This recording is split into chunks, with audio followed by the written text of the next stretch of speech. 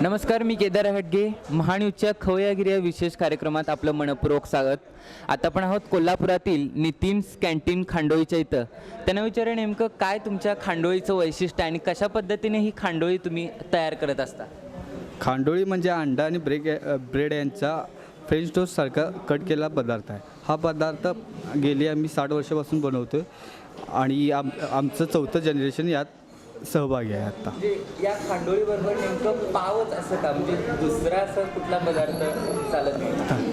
पाव हा सर्वसाधारण उपलब्ध होणारा पदार्थ आहे. आणखीन अंडा ऑमलेट हा सर्वत्र ठिकाणी मिळतंच, पण अंड्याबरोबर वेगळं काहीतरी द्यायचं म्हणून हा रेसिपी आहे. आणि ह्या खांडोळीबरोबर आता जसं आपण बघतो की आंबोळीबरोबर चटणी असते, तसंच या खांडोळीबरोबर दुसरा कुठला पदार्थ म्हणजे लावून खाण्यासाठी या ह्याच्यासाठी आपण एक स्पेशली चटणी घरगुती चटणी केलेली आहे. कोल्हापुरी मसाला आपण त्या पद्धतीने आपल्या स्वतःच्या घरचं तयार केलेलं आहे. त्यासोबत ते डीप केलं जातं. या खांडोळीबरोबर म्हणजे तुम्ही बाहेर गावची जे लोक येतात त्यांच्यासाठी कशी सोय केलेली आहे? म्हणजे तुम्ही त्या लोकांसाठी आपण कोल्हापूरमध्ये उद्यमनगर येथे आपलं कॅन्टीन आहे. पार्सलची जी सोय आहे का? हो, पार्सल देखील आपल्या इथं उपलब्ध आहे. हे पार्सल आपल्याला 12 तासापर्यंत राहू शकतं.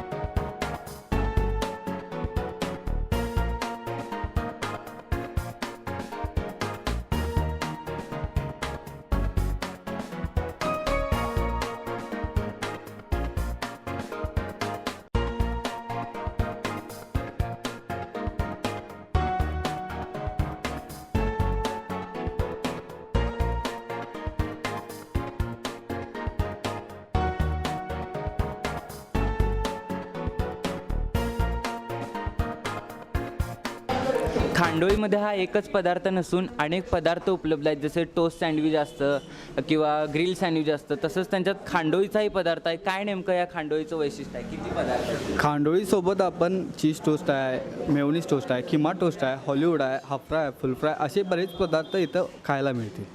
त्याच्या पद्धतीने वेगवेगळे पदार्थ होतात. ग्रिल सँडविचमध्ये ग्रिल असतं, तसंच त्या सँडविचमध्ये तुमच्या खांडोळीमध्ये काय वेगळं? आपलं जो टोस्ट आहे तो गोल येतो. हा टोस्ट कुठेच गोल मिळत नाही. स्क्वेअर टोस्टप्रमाणे आपला गोल टोस्ट येतो.